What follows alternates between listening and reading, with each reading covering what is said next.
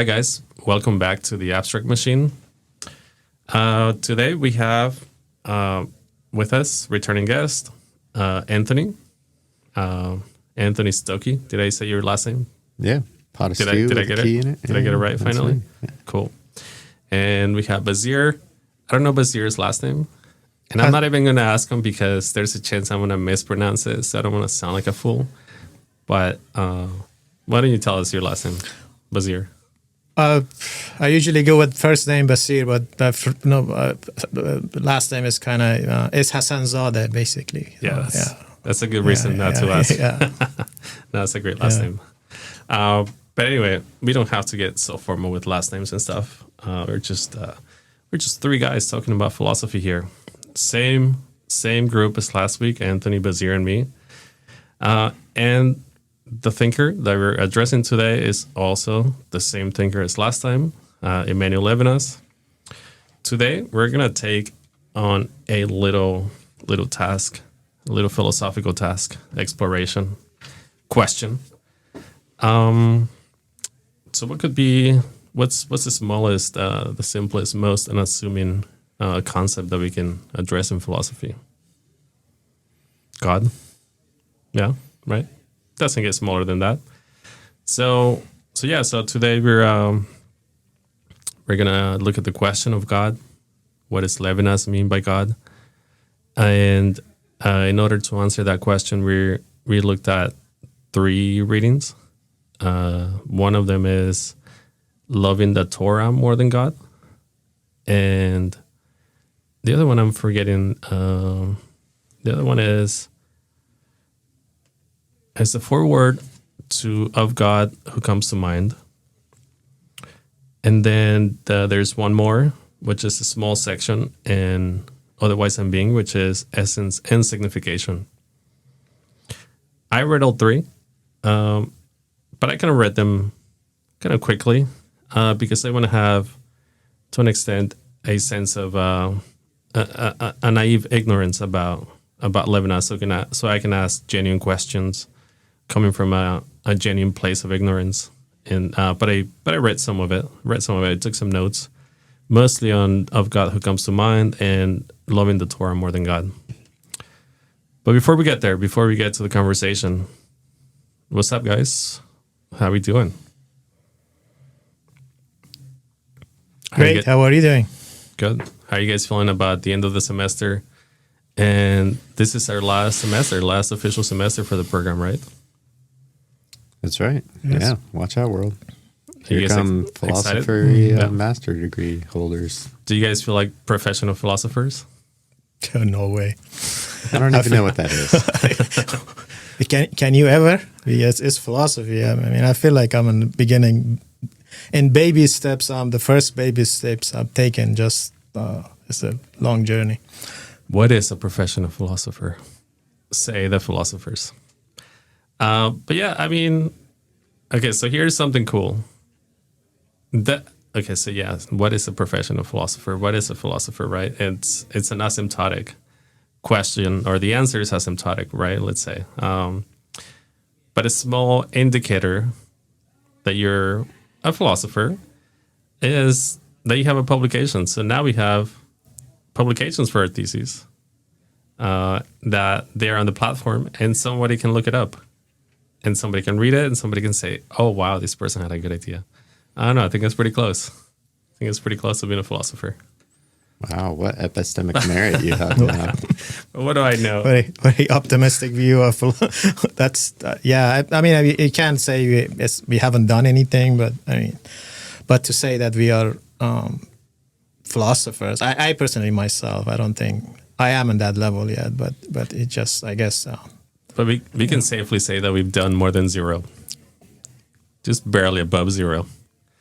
I guess here's one more indicator that maybe we are philosophers. I pay for my thesis to be sent to me as a book, as a hardcover book, and I pay $60 for it. So I'm gonna have it in bookshelves, and I'm gonna say, oh yeah, look at that, I wrote that. That's cool. And whenever somebody comes to my house, I'm like, yeah, I wrote that.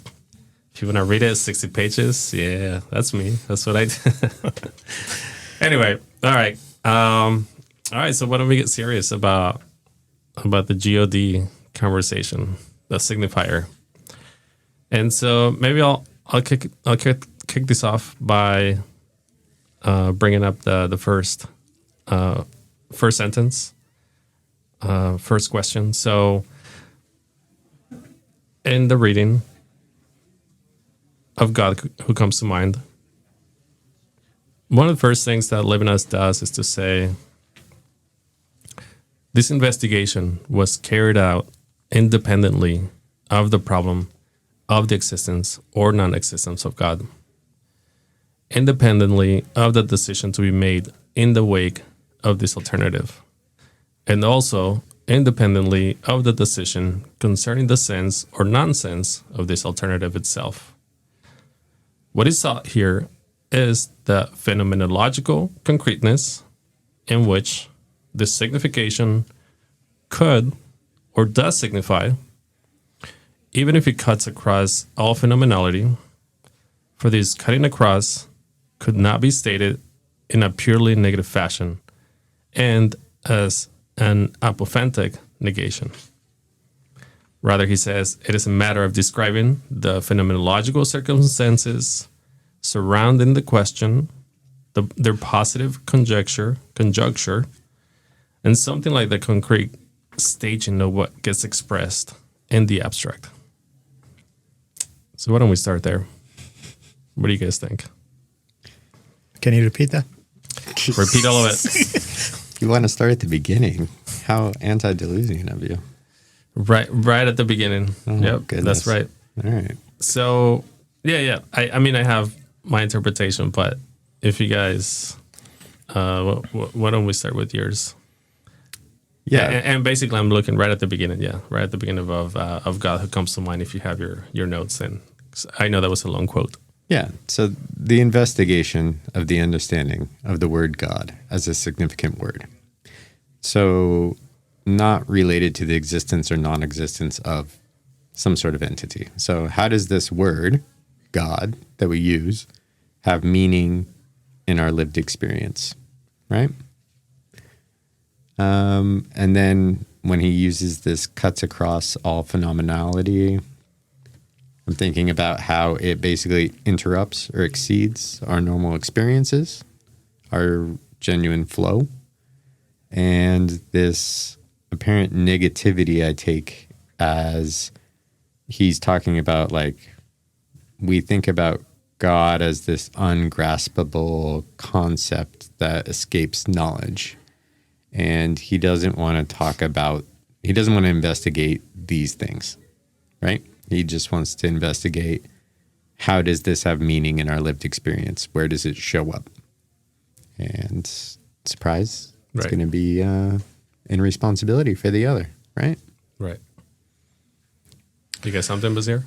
Well, I think Anthony, most of it he said it, but he doesn't want to investigate basically the existence or non-existence of God, because for what matters to us is what how God plays his role in phenomenology. So in our real world, so how we could see that in our life, our decisions, or for him most likely, and responsibility, how to connect this responsibility to God. Right. And just to kind of like also reiterate what you guys are saying, basically Levinas is saying, like, look, I'm not addressing the question of whether God is real or whether God is not real, or what is God. I'm not addressing that question yet.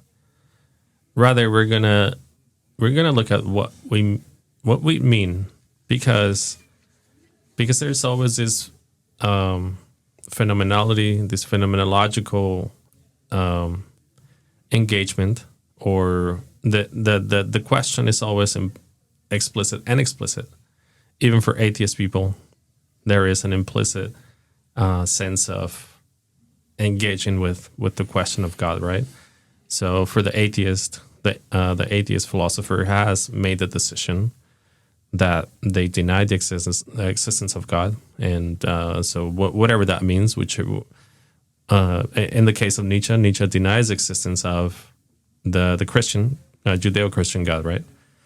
And so, and that's what Levinas is saying to an extent. Is what do we mean when we're confronted with the signifier, God? How does it signify, and what does it say? What does it signify? If it signifies something, even if you're not addressing the question in the Husserlian language, if you're bracketing the question of the existence of God, what do we mean when we're confronted with this signifier? Yeah, I took it as him asking, how can we understand God outside of like the onto theology of Heidegger, like outside of the ontology of metaphysics, trying to find some commonality among entities that explains existence in total. And then like theology, as in we try to find some highest entity, which is like God or the will or whatever in philosophy, to act as like the ultimate cause or the ground of everything else. And, you know, Heidegger didn't like that because he thought that it meant that we forgot the question of being itself, right? Because we treat it like a fixed object instead of a mysterious process. And I think Levinas would probably agree somewhat with that, because God is not going to be investigated as an entity that exists or doesn't exist. Right. So, I mean, in a sense that we kind of get ahead of ourselves a little bit, and we already kind of point to the answer, or to the question that is God a being for Levinas? And without getting to the answer, it seems like Levinas is going to answer that in the negative, which is to say that God is not a being as it has been in the tradition. Like for Spinoza, if you take, for example, Spinoza, right? For God, for Spinoza, God is the being, is the ultimate being that has the most being than the rest of the beings, lowercase beings. So Spinoza's God is a substance, is the most real substance, is the immanence of all things that there is.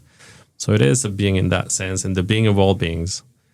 But Heidegger is a little bit different. So I think maybe we can stay with the more easier examples, which is Spinoza's God, and just as a way to separate and just to create a difference or a point of departure from the tradition. Who else can we contrast Levinas with? What other notion of God do you guys know?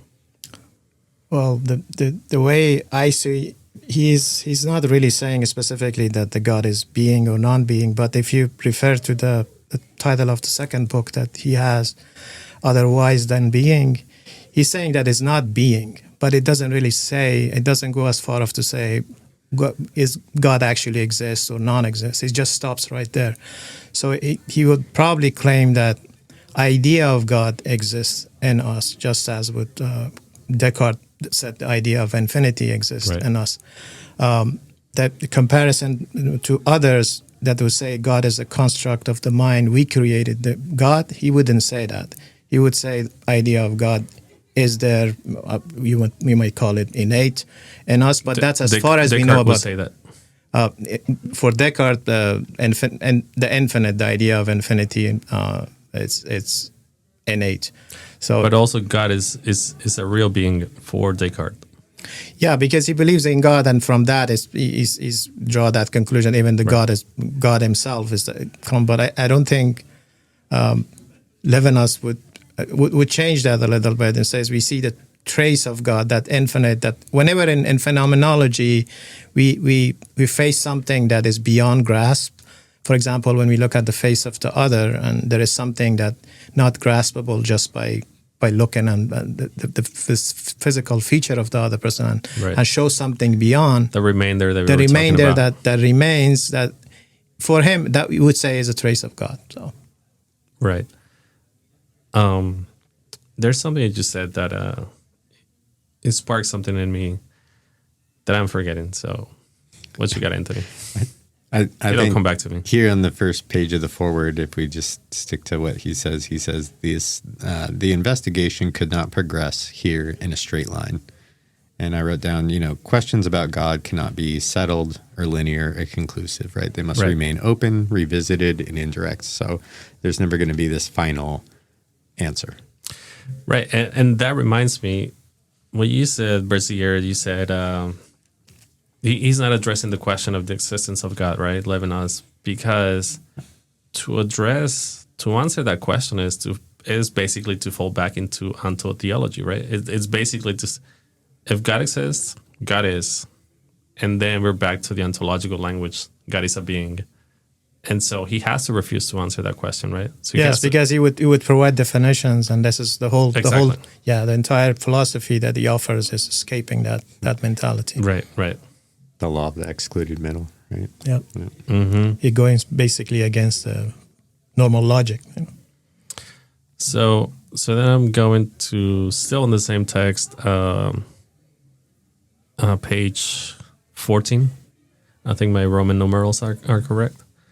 And on the first or second paragraph, Levinas says, we think that the idea of the infinite in me, and this is hyphenated, right? Is it hyphenated in your text? Yes. So we think that the hyphenated idea of the infinite in me, kind of like a Heideggerian move to say, basically to signify, and basically what that little word or conjunction of words is signifying is that you cannot separate idea, infinite, in me. If we're reading Levinas, if Levinas is borrowing kind of like the same move that Heidegger makes when Heidegger says, Dasein is a being in the world, and that's a unitary phenomena that it cannot be broken apart. It can be broken apart when we write it down, but we need to remind ourselves that Dasein is always in the world. It's always a being in the world. So it seems like Levinas is doing the similar thing here, where the idea of the infinite, it is in me, is always a unitary phenomena. It can never be, the infinite can never not be in me. And he goes further. He says, or my relation to God. So that's what he's equating, right? He's equating the idea of the infinite in me to my relation to God.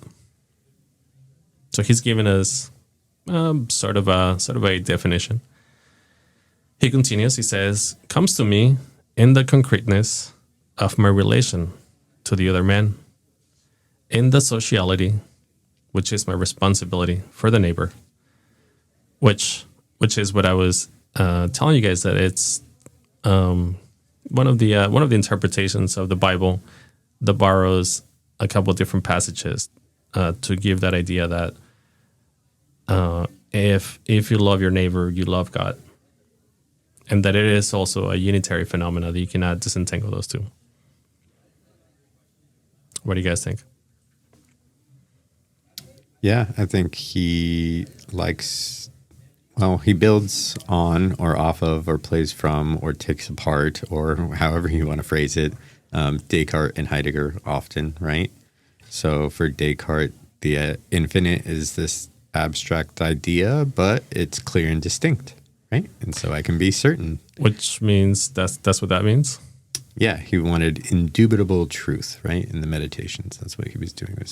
His metaphor was taking down the building, the edifice, to the foundation, radical doubt everything. And then he builds back up. And he builds back up from the third meditation, from this idea of the infinite that was placed in me. The idea, the concept itself overflows any idea that I can have of the concept, right? So it must have been placed in me by God. So God must exist. Yeah, the only thing he wouldn't go that far to say God exists, because he wants to say just the idea exists, and he wants to see that in the relation. Levinas, yes, right. Levinas, he says that, as you just read, relation to the other man and then relation to God. He equates the two together, and that's so. There is no way for me to find exactly what relation to God is. Like you say, I would go pray and make a direct connection with God. He's just denying that sort of connection or relation to God, or not talking about it. He just talking about my relation to God is relation to the man or to the neighbor. Right. I guess it goes way deeper into biblical command and not only biblical, I would say Quranic demands as well, that they just respect your neighbor. Yeah. Oh, okay. Yeah, I think it changes the abstract idea from Descartes into the idea appears concretely in life, right? And it transforms my abstract thinking into ethical responsibility embodied right here, right now. Yeah. Right. So he's based right. So like I said before, he's kind of like bracketing the existence of God intentionally to avoid ontological language, turning God into an ontological question and answer. But yeah, everything else kind of follows up to the point from Descartes, right? He's just about the one particular signifier God. He says, I'll stop right before. So he likes more of the relation or the idea of God, right? The way I see it is what he's offering is not the focus is on what we can do with this idea, what it follows. Concreteness of my relation to the other man. This is what it comes out of this idea of God. I don't think he's too much interested in whether God exists ontologically or what does he say in Bible or all that, which is kind of similar to Spinoza when he was talking about Bibles and scriptures and how the divine commands are. The way he was talking, they throw him out of the synagogue and ban him for life. But the way he's saying, he's not offending anyone. He could remain both loyal to biblical, to be a Jewish rabbi, and at the same time he could be a philosopher. The way he writes it. So, but the idea is the same thing. What it comes out of this idea, which is relations to other and the ethics that comes out of it. So you're saying that Spinoza's philosophy is also, or Spinoza's conception of God is also compatible with traditional Judaic theology? The end result is because at the end, if you remember, Spinoza concludes that what matters is love of God, love of neighbor, charity. Is this in the Ethics? It isn't. That's the conclusion that it draws from it. But in ethics, the difference is philosophical love of God, which it defines love differently. But the point is that the conclusion, what is just love of neighbor, charity toward others. Right, and there are some interesting correlations. There are some interesting like flows of influence that kind of converge towards each other, but they also miss each other with Spinoza and Levinas, and just kind of like the traditional theological tradition. Like you said, it seems like for Spinoza, kind of like one of the punchlines is loving your neighbor is kind of like loving God, and so we can also see that in Levinas, right, to an extent. But there's also this is where they converge and they miss each other. For Spinoza, God is more real than the Bible.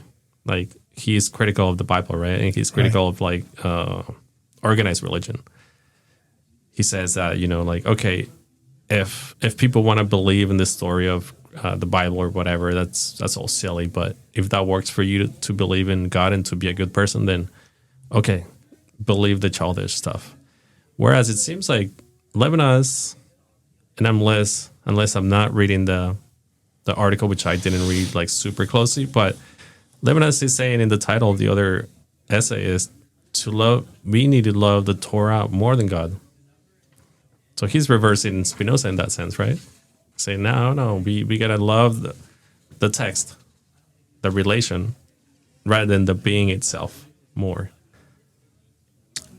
Loving the Torah, it's probably I would draw. I will let Anthony, who to speak on this, but I just quickly I would say this, that it's not much of a differing between what Spinoza says of Torah and what Levinas says. I think both of them are focusing on the main idea of what comes out of Torah, instead of trying to see who said it and where the God is and whether God exists or not. The idea of that is ethic, and that's both of them draw, I think, the same conclusion. That's what I understood. Maybe Anthony could. We both took the class for TTP, which talks about me and Anthony and Barboni. We did that.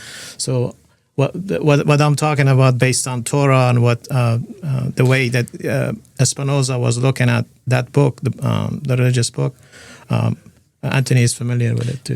You're saying that you could encapsulate Spinoza's message in regards to the Torah and God, and there a similar slogan that says we can love the Torah more than God.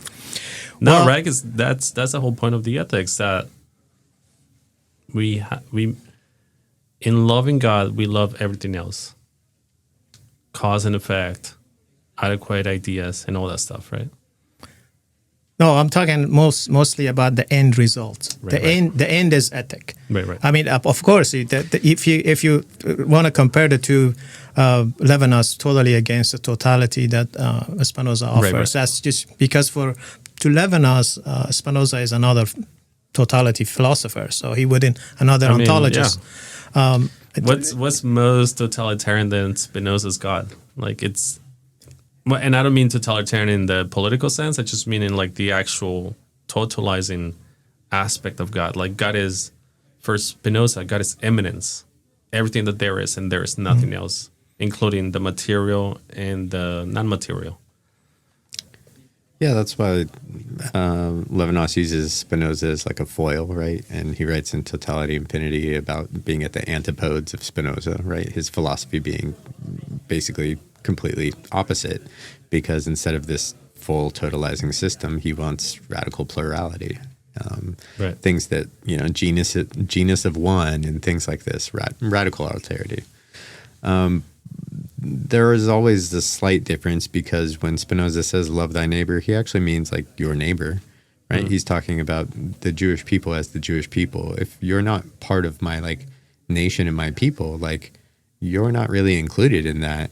And for Levinas, this is Spinoza. Yeah, okay. And for Levinas, is that right? It's all about the stranger that places the demand in me. Yeah. And when I'm interrupted and I realize this responsibility that I have, I welcome them with the gift, right? This hospitality, and that transformation transforms the stranger into neighbor. Mm-hmm. So I have this responsibility for everybody, people that harm me, no matter what. I didn't choose it, right? So there's definitely a little difference there. Wait, Spinoza really believed that? He really believed that the neighbor is the Jewish neighbor? Oh, yeah. Really? Yeah. On ethics? In TTP, for sure. TTP, yes. But in ethics, he expanded that idea. What's the TTP stand for the listeners?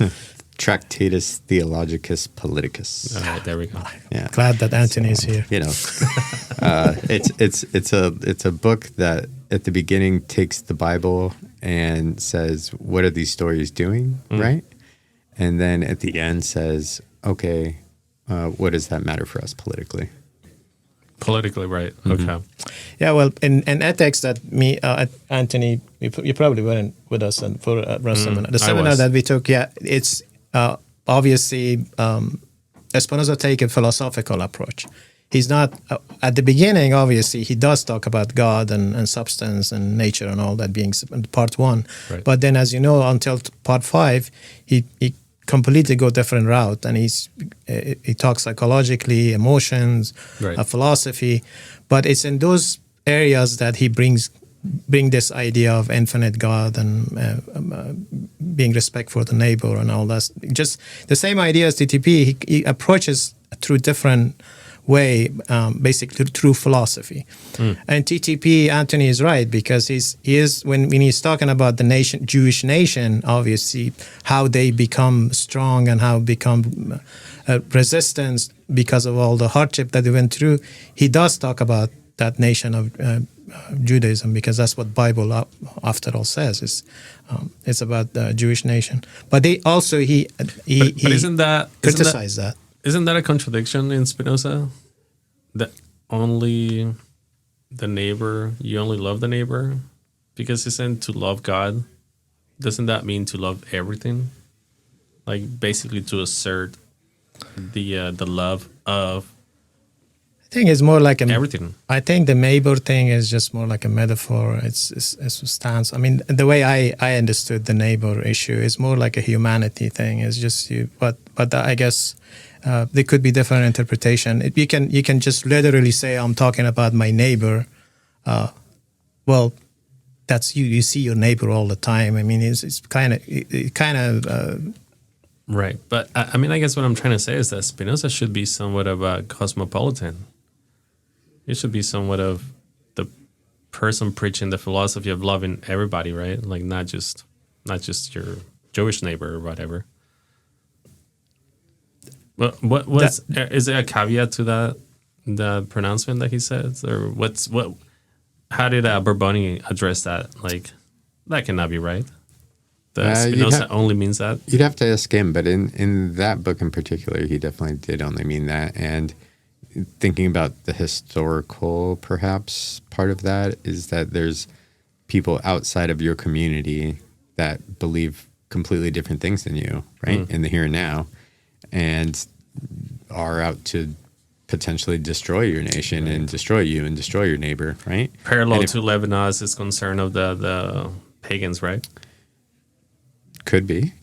And if you have this higher understanding, the highest understanding of what God actually is, right? Right. And these other people do not have that understanding, or perhaps they're not capable of that understanding, then really your duty is going to be to those that have that understanding, right? Yeah. That's interesting. I mean, they do, Levinas and Spinoza seem to share a little bit of that, would you call that a Zionism? Or is it Jewish centrism? Is that the same thing as Zionism?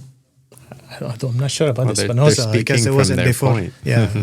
But I mean, they do at the same time claim that they have the right vision, right? Levinas says in the interview that there is Jewish philosophy and then there is Greek philosophy. Every philosopher claims that they have the right position, or else they wouldn't be arguing their point. Right, but for example, Kant speaks of it from the cosmopolitan perspective, the universal perspective.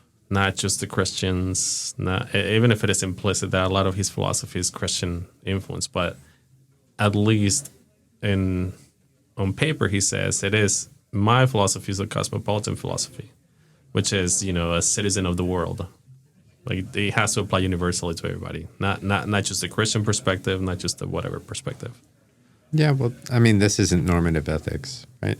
This isn't trying to apply this to people universally. This is just a phenomenological account of why, beyond reason, beyond logic, why am I ethical? Why do I feel responsibility for it is universal. Levinas's ethics are universal. Tell me someone that's excluded from the demand of the other.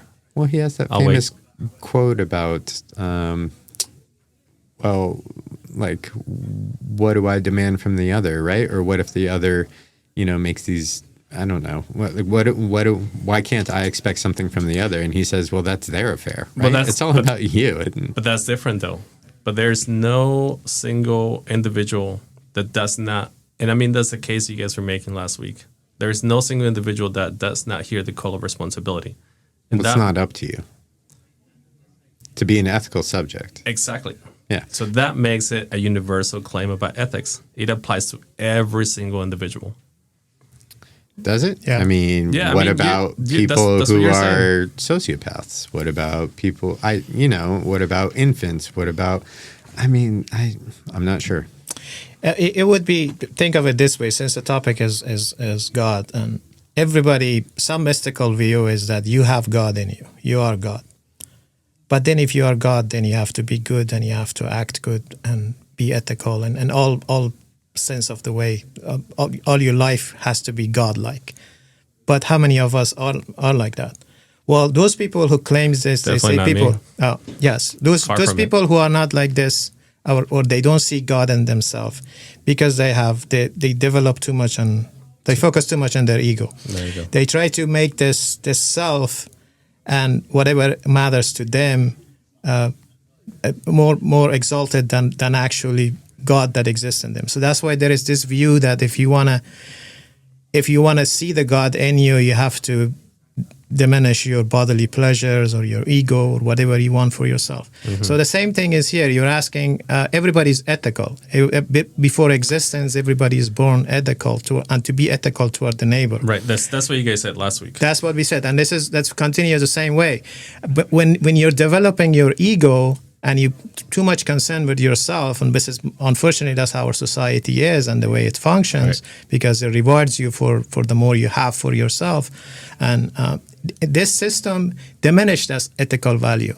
This is now where the face of the other comes in, that face of the destitute, the poor, and that you see that somehow you realize this inner ethical value that you had is somehow emerges and see that you actually had that in you all along. Right, and it never goes away. I mean, that's the counter example that I was trying to introduce by telling you guys about the case. I should have looked it up. I was going to look it up. The case of the person, the child that was put in the closet, never developed language. And I was saying, like, well, does that person hear the call of responsibility? That child is going to be full of hatred? And you, Anthony, you were like, well, no, there is. I forgot what you said. So, I mean, now I'm going back to... Because I read this paper. I read this paper on Levinas. I forgot for my topic of research. And the guy was saying, like, yeah, it is a universal ethics. And I was like, wait, how is it universal? No, that doesn't sound right. But when you think about it, yeah, there is no... If you guys are correct on last week's reading, that the call comes to you whether you want it or not, the voice that says that you're guilty or that you're infinitely responsible comes to everybody. And... we can keep this everybody in a non-controversial sense, which is practically speaking, most of us, most people that are not schizophrenic, and even then, I don't know. That's not a question I can answer. Children, we can keep them out of the picture for now. Just most people that are like, just regular people that have, this seems to be normal enough to have a response in a potential sense of responsibility to the other. So it is in that sense that I was saying it is that there is that universal aspect of it. It does not exclude anyone, right? Yeah, I suppose rough and ready that would be how it is. If you're a subject at all, then you're in subject in virtue of the other, of your responsibility for the other, right? Of the being commanded by the other, and being commanded by the other is the idea of God. And the command itself is the meaning of the idea of God. So it's all this nice little package that's confusing and straightforward. Right. So here's some biblical stuff that I looked up. So there is in 1 John 4:20-21, there's a quote that says, "To love your neighbor is to love God." Or this is a common phrase interpretation. This is heavily supported by verses in John 4:20-21, which the actual passage says that one cannot love God whom they cannot see. And if they do not love their neighbor whom they can see. So that didn't come out right. So basically what I guess John 4:20 is saying is, how can you say you love God if you do not love your neighbor that you can actually see? Which to me is a good argument. It's like, okay, you say you love God, which is invisible, right? How can you say you love God when you do not even love your neighbor, which you can actually see? Anyway, I think that was that's a good passage. The second commandment, love your neighbor, is considered the first. To love God as a primary way of enacting the first. And Jesus did not invent these commands that he quoted. He was just repeating standard Jewish law to a Jewish audience. The Torah says the commandment to love your neighbor as yourself originates in the Hebrew Bible in Leviticus 19:18.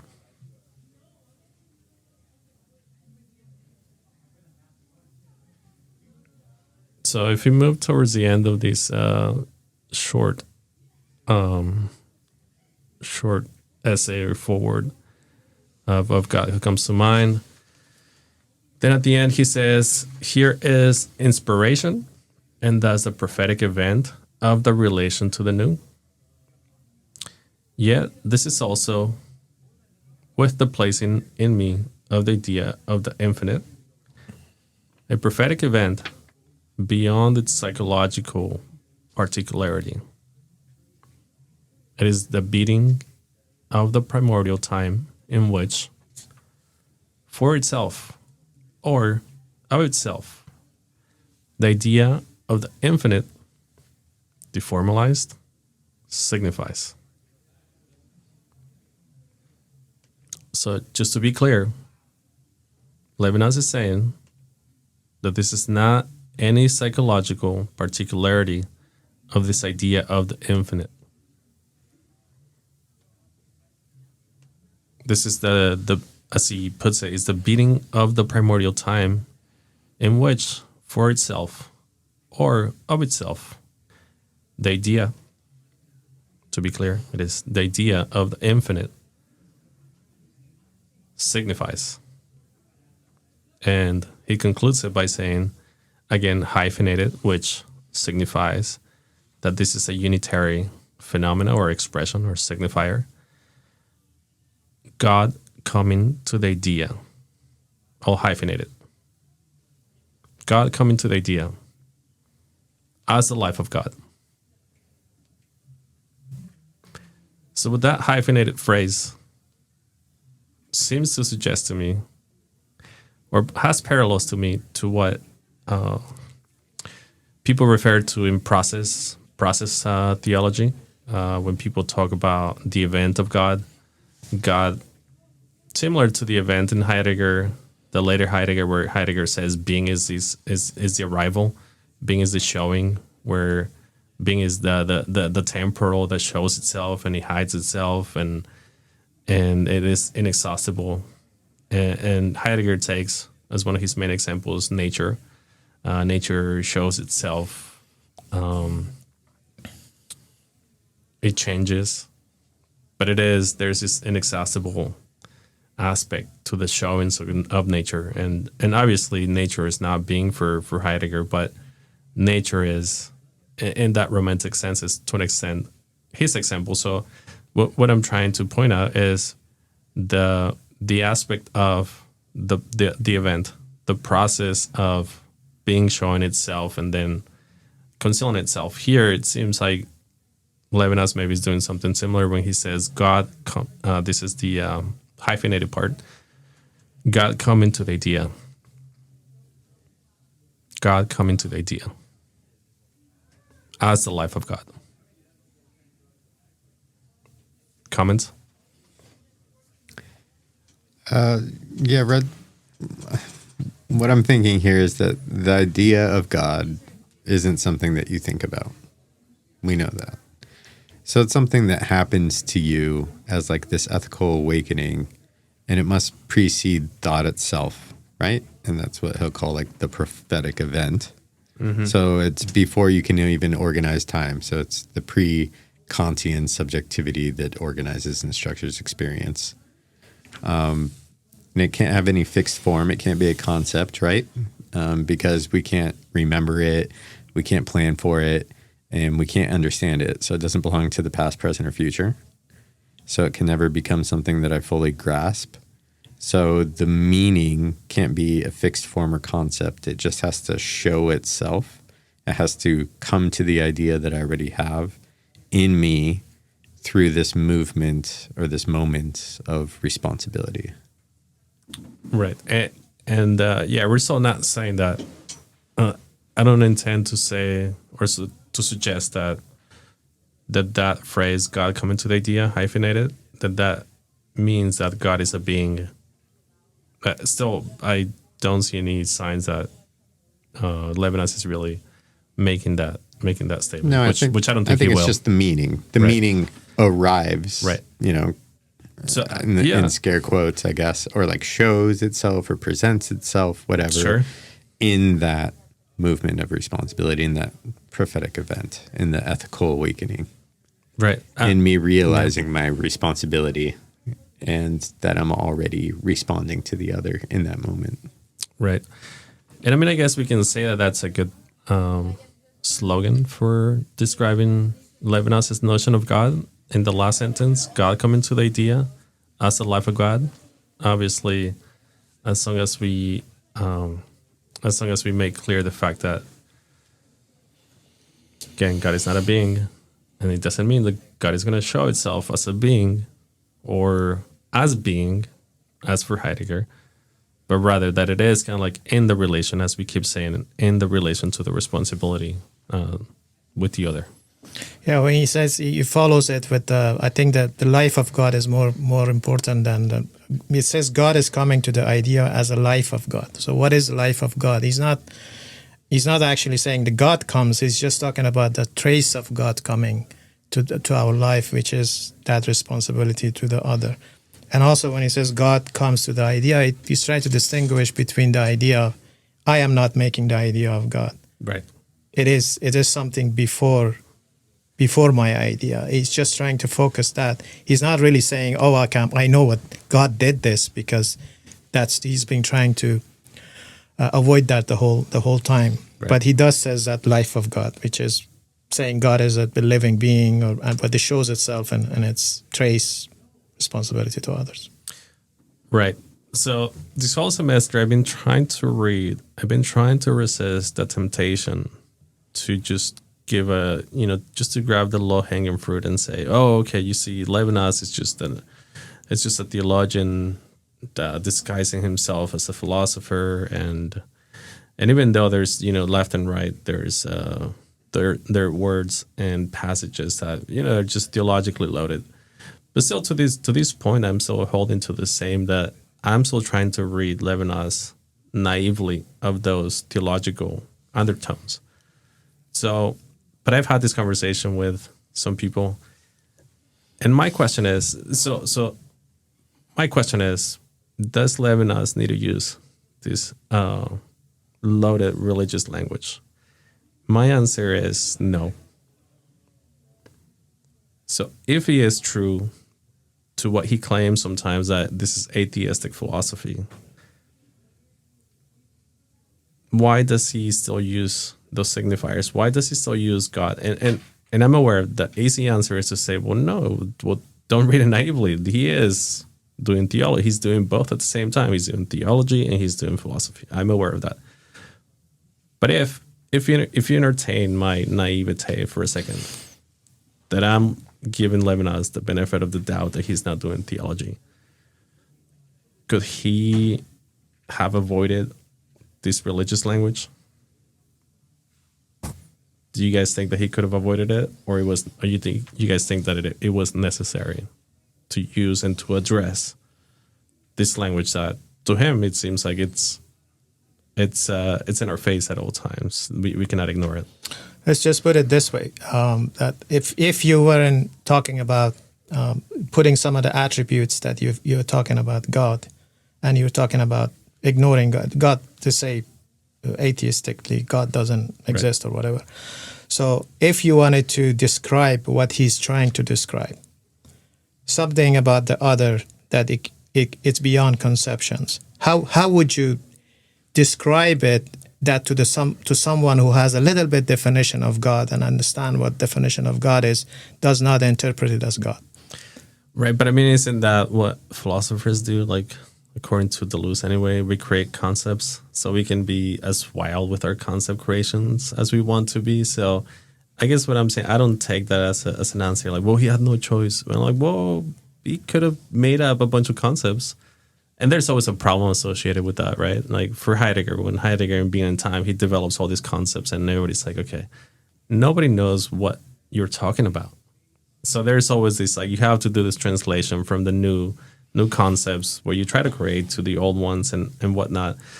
So my assumption is that if Levinas wanted to be disassociated with with the tradition, he could have made some words up, right? Why you think he wanted to be dissociated? First of all, But that's what I'm saying. That's my naive. I'm trying to be naive in my interpretation of Levinas. I'm trying to give him the benefit of the doubt and not point everything to theology, to his maybe theological intentions. I'm trying to rate him as a philosopher. Well, his most important project was to break with ontology. So he's focused on the tradition of philosophy, the totalizing tradition of philosophy, and ontology specifically, and the tradition from Heidegger, right? Parmenides, Plato. So how do you do that? Well, you can't use their language. And like we read in the forward to Derrida's Violence and Metaphysics, right, is that we're stuck between these two basic sets of languages that we constitute meaning from in our world, in this Western culture that we live in, is the Hebraism and the Hellenism. And the Hellenism, if that's associated with philosophy and those types of concepts, and that's what he's trying to break from, what other set of concepts and words is he going to use? Well, he's got to go this way. So, there he is. So you're saying he did have to use those concepts? For it to be intelligible, I understand like the desire to completely try to break open and create completely new words and have people learn a new vocabulary. But right. I don't think that that's the focus of his project. His focus of his project is breaking from ontology, proving that ethics precedes ontology, and showing a phenomenological account, or trying to describe a phenomenological account of ethics itself, in our average everyday experience, in the experience that every single person has, very similar to Heidegger, right? Like, what do we do every day? Well, we're among other people, largely. And so we do feel responsible, and it's not really logical why we do that. And,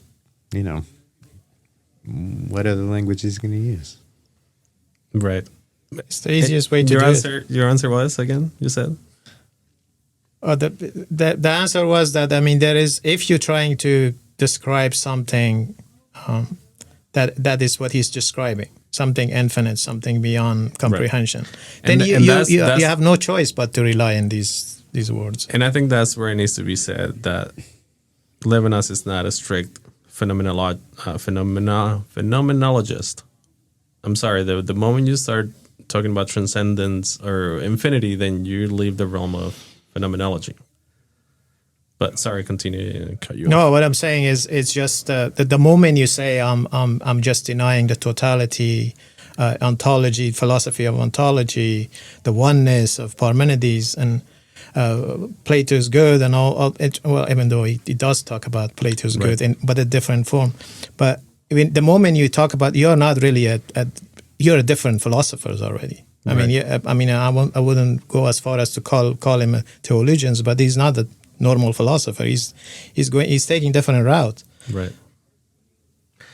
Okay, so here's a joke for you guys. How you're in a room with three philosophers, and one of them is sympathetic to the God language, to the theological conversation. The other two philosophers are not so at ease with that. How do you make the philosophers at ease with the God conversation? You talk about attributes, not God himself. You add the letter O to the word God. Oh, yeah, good. There we go. That's what Levinas does, yeah. That's what Plato did, but did he believe in God? But he did believe in gods. That's true. Yeah. That's true. Yeah. Okay, so what about loving the Torah more than God? What do you guys have on that? Oh, just I don't want to repeat myself. It's just the message of Torah, the ethics. That's what I think. That's what I got out of it. You love the ethic and responsibility to others more than God himself, because God is beyond reach. Yeah, when you're presented with horrible things like the Holocaust and real reasons to refuse God, or these problems that we have throughout philosophy of if God exists, why do horrible things happen, right? Why is there evil in the world? The question of evil, these types of things. It's really easy to refuse God and abandon God and use as like an excuse to escape your responsibility for other people, right? So he doesn't want God to be the foundation of ethics, but ethics to be the condition under which we find that God is like meaningful. So even post-Holocaust extreme suffering, the apparent injustice of God, the temptation to abandon faith, your two options are basically abandon God or justify God no matter what. And he says, no, you can protest and question God, but you can't abandon your ethical responsibility. And the Torah, I think, represents for him justice, the ethical obligation, and the responsibility to the other, the demand placed in you, whether or not you can attribute that to some being. And he'll contrast that with like the childlike, very paternalistic idea of this God who grants favors and will come down and save us, right? Of perhaps Christianity or other religions. And he wants a more adult understanding of what religion can do. And so it's all about studying, right? Learning the word and understanding that ultimately the responsibility lies with you for the other person. And you can't blame that on God being there, not being there. Right. I like the quote, the passage that he has in Loving the Torah More Than God on page 143. In the middle, he says, the adult's God is revealed precisely through the void of the child's heaven. This is the moment when God retires from the world and hides his face. In the words of Yosel ben Yosel, quote, he has handed men over to their savage instincts. And since these instincts rule the world, it is natural that those who preserve a sense of divinity and purity should be the first victims of this rule. End quote. So the God who hides his face, I don't know where he was going. I forgot where my notes were on that. But, I mean, again, I'm choosing to read Levinas naively, ignoring all the red flags that this is theological language. Because, that's the God who hides his face is a motif, or it's a recurrence in the Talmud, right, or the Torah or whatever, in Jewish theology. But so, where was I going with that? The God who hides his face, for me, is when God seems absent. Right. And responsibility, then, it doesn't disappear because God seems absent. In fact, it increases, right? Because a real belief, an adult, grown-up belief in God, has to take seriously the fact that God seems absent most or a lot of the time, or certainly in certain extreme cases. Right. And even when that happens, we humans have to take responsibility without relying on divine intervention and the childlike idea of this paternalistic God that intervenes and grants favors and protects us. And, we can just pray and he'll come save us. No, the saving is up to you. Right. And only then, when you take your responsibility seriously, will you be in a position to, demand anything from God. Right. I think I know where I was going. I guess I didn't get very good sleep last night. I was up late reading papers for my paper. So, and I had a dream that I was arguing with someone about my thesis on this paper that I want to write about. I was trying to explain it to someone like, no, listen, this is what Levinas means by history. And I was basically rehearsing the research that I've been doing. So I think I woke up and I was like, I don't think I had like good sleep. So that's why I'm forgetting things. Where I was going with, before I forgot my train of thought, was there is a joke that I think Zizek tells this joke. And this joke was told to him by a Jewish friend of his, so he claims. So I'm going to retell the joke because it relates to the conversation. However, disclaimer, I'm just retelling the joke. This is not my personal views. And I'm going to consider whether leaving this in the conversation or just editing it out. Anyway, here it goes. Great start. Before disclaimers. let's get past the disclaimers. So there are these two Jewish guys having a conversation about the Holocaust. Do I have your attention? And they say to each other, and then they're laughing. They're telling jokes about they were both in concentration camps, and they're telling jokes about, oh, remember how terrible it was when we only had like a little thing of bread to eat, but it was funny how this other person, and just like jokes that they had of like, finding humor in the situation, which there are some studies, there are some accounts of like how people used basically any means available to people that were in concentration camps to deal with the fact that they were in concentration camps. And humor was one of them. Humor is always there when we're dealing with like difficult situations in life, which is so interesting, right? So great. Dreams are also always there to help us cope with situations. A lot of people had dreams and, tell the stories that they had dreams in concentration camps. Some of them had dreams that some people had nightmares when they were in concentration camps, where their nightmares were worse, they say, than the actual fact that they were inside of a concentration camp. But anyway, sorry, I went off on a tangent. So these two guys are telling jokes about things that they went through in the concentration camps, right? And then God walks by and he's like, hey guys, what's so funny? What are you guys laughing about? And the two Jewish guys say, oh, don't worry about it. You wouldn't get it. No, what do you mean? Tell me the joke. I want to know. And the Jewish guys say, well, it's about the Holocaust. But you wouldn't get it if you were there. You wouldn't get it because you were not there. Get the joke? Yeah, it relates to this reading. Yeah. Anyway, so okay. Only the suffering God would know it, right? That's another quote. I think it's in regard to Christianity, because that's one of the I think, I'm not really Christian scholars, but one of the idea is that God suffered, right? So just knows God that suffers knows how his subjects are suffering. Right. Otherwise, God would not had no idea what's going on, and right. Different interpretation. Yeah.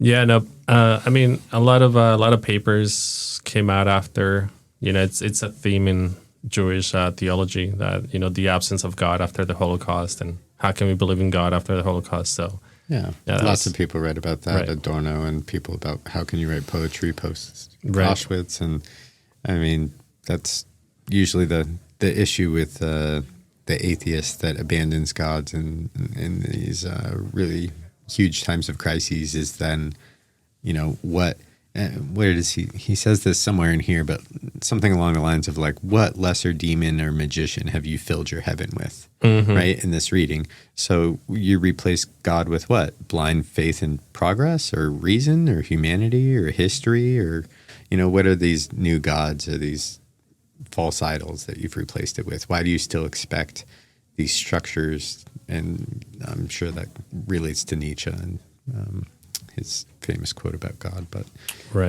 that's always going to be the issue, right?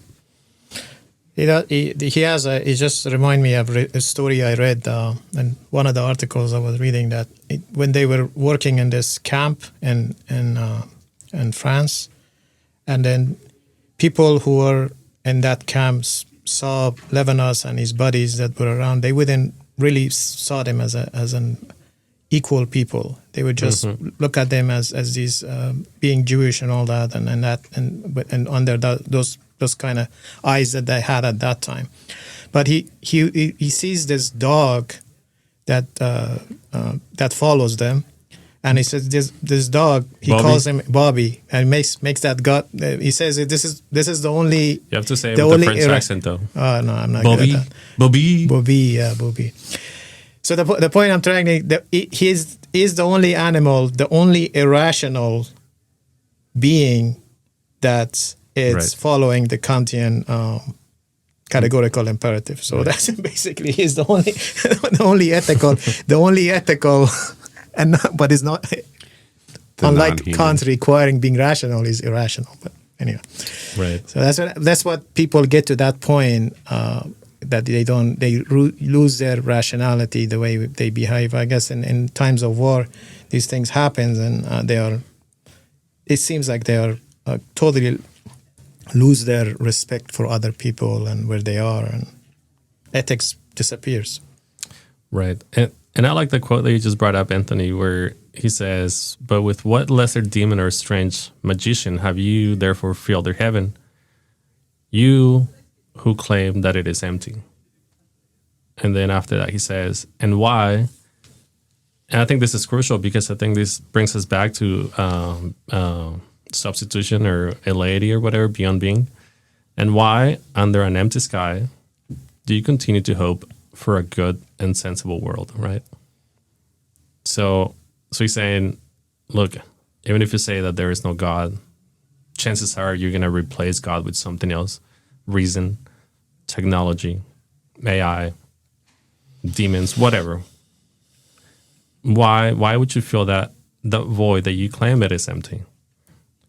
In other words, why do we continue to hope for a good and sensible world?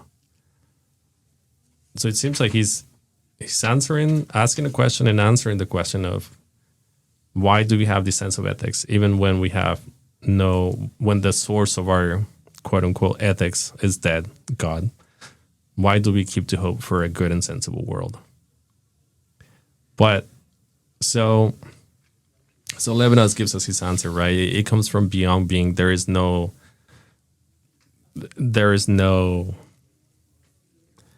It comes from somewhere. The sense of ethics comes from somewhere it's beyond our comprehension, but it is there nevertheless. God commands without presence, right? Just like the same structure as the face-to-face commands without any institutional authority, right? It's the internalization of responsibility. And even though God seems like distant or absent, that absence is experienced from within as responsibility and live concretely through, the suffering and the ethical commitment, or else it wouldn't feel that bad. Right. So is that incompatible with given the answer from a pragmatic, perhaps cynical point of view, which is to say, why do you continue to hope for a good and sensible world? So the pragmatic, borderline cynical answer would be to say, well, because just things are easier when things are working smoothly, right?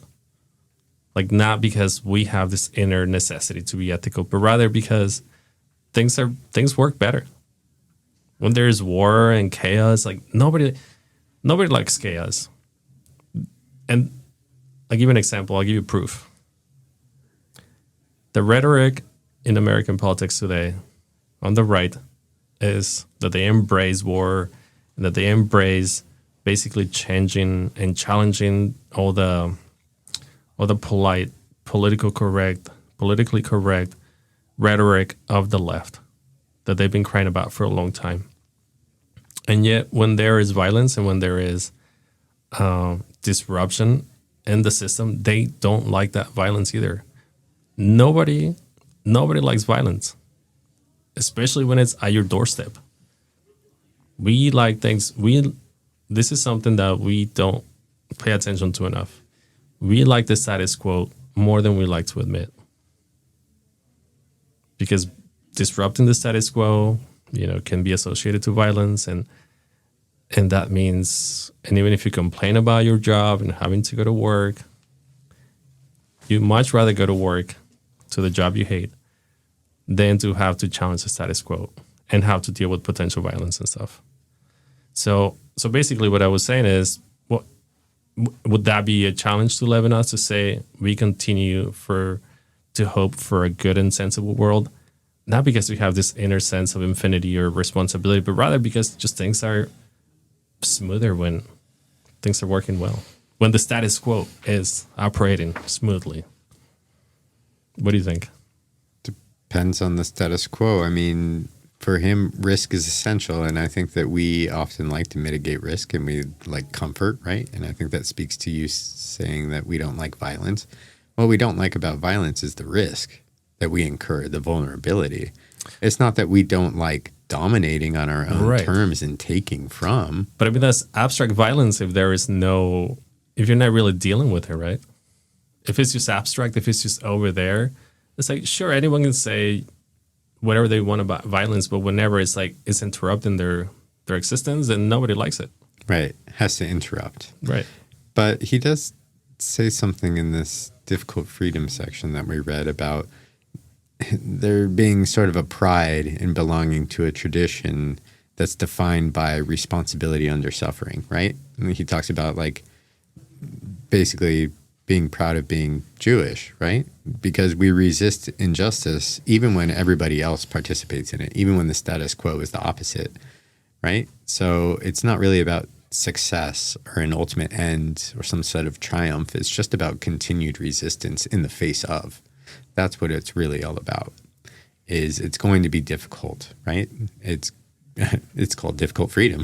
It's going to be a struggle, right? You're going to, the easy thing is to mitigate risk and to be DOS man and to be the herd and to ignore the ethical call, especially in modernity, right? With all the different mediation technological devices that we have to kind of cut the actual demand from the other person. But on the other hand, you know, there's some sort of pride that you get from being part of the resistance. So I'm not sure. Maybe that has to do with something relating to Foucault too. So I don't know. I was going to say, did you tell me, wasn't that kind of like your idea also that capitalism is a threat precisely because of that, because it makes us want to take less and less risks because, you know, it's capitalism at its finest today is about commodities and commodification. So going against the grain, it seems, right? It seems like we're eliminating that. It seems to be. It seems to be a master class on substituting desire for need, simulating desire, right? And yeah. Mm-hmm. I got to follow up on that, but before I do you have something in between or?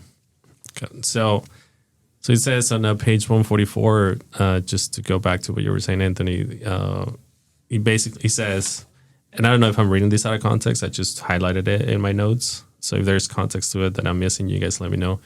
But where he says at the top of the page, he says, to be a Jew means ... to swim eternally against the filthy, criminal tide of men ... I'm happy to belong to the most... Okay, I'm happy to belong to the most unhappy people on earth, for whom the Torah represents all that is most lofty and beautiful in law and morality. Yeah, that's exactly what I was talking about.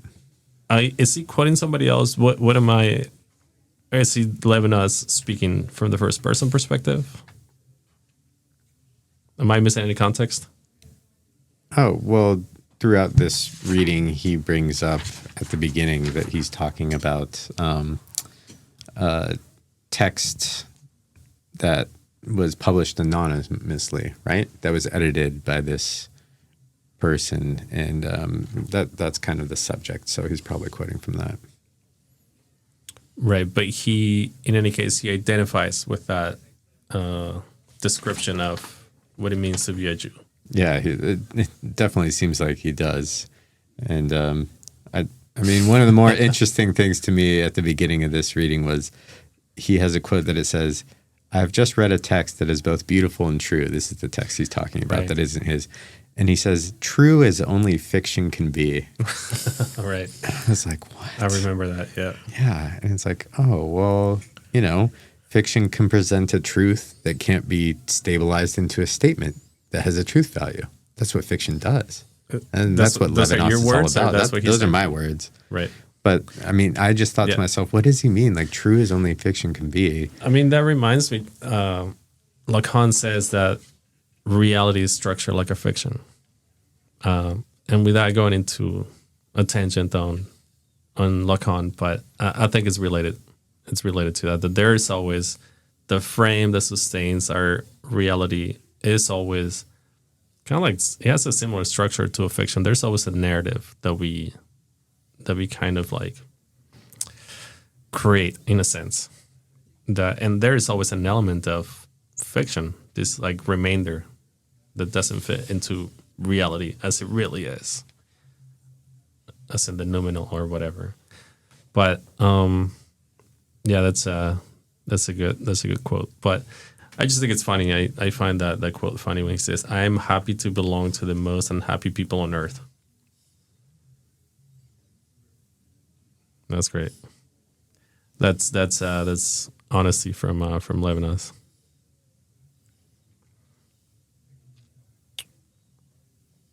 Okay, so here's the last quote I have from Loving the Torah More Than God. And I think at the end, he also gives us in one sentence what he means or whatever. But the last quote I have is from the last page, which is 145, right at the top, where he says, "Man's real humanity and gentle nature enter into the world with the harsh words of an accepting God. Exacting God. Spirituality is offered up, not through a tangible substance, but through absence. God is real and concrete, not through incarnation, but through law. And his greatness is not inspired by his sacred mystery." Full stop. Do you guys have a comment on that? Well, I think he's just always been critical of spirituality, because the spirituality is trying to objectify God in yourself, that eminence, that God is within you and you can find it in you. I think for him is more important that hidden aspect of God, the hidden, I mean, sometimes he referred to it as a hidden good, or God that hide his face. That is more important to him than trying to do as mystics to see God inside. Yeah, I think that's why he talks about Simone Weil in here too. Yeah. He brings up Simone Weil in this article a couple times because, she thought that the truth came through the direct spiritual experience from God. And doesn't think that, right? He thinks that like that bypasses the law, that bypasses reason, that bypasses the ethical mediation. And so you need the Torah to ground the ethical responsibility in like this rational and disciplined law of study and teaching. And so that's definitely what he's all about. Right. So, I mean, it seems he's making another pivotal step there, right? Now he's making the step not away from responsibility, but into a more concrete form of responsibility, which is the law. So, yeah, so he says God is real and concrete, not through incarnation, but through law. And I think you were saying, Anthony, or maybe it was a paper that I was reading, but so there's like the three modes that are important for Levinas as oppositions to history. One of them is patience. The other one is fecundity. And I think the law is the last one. So the law is a way in which, as he says here, God is real through law, not as a being. So this is a way, right, for my thesis, because I'm writing on history, Levinas and history. So it seems to me that there is a little bit of a friction, because if he wants to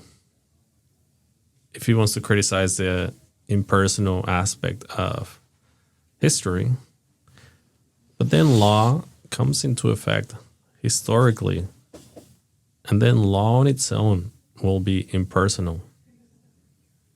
But law is always being negotiated and renegotiated. I think that's his point, is that through, discursive practices, through like study and teaching, right? So it would have been better for him to have said through laws instead of through law.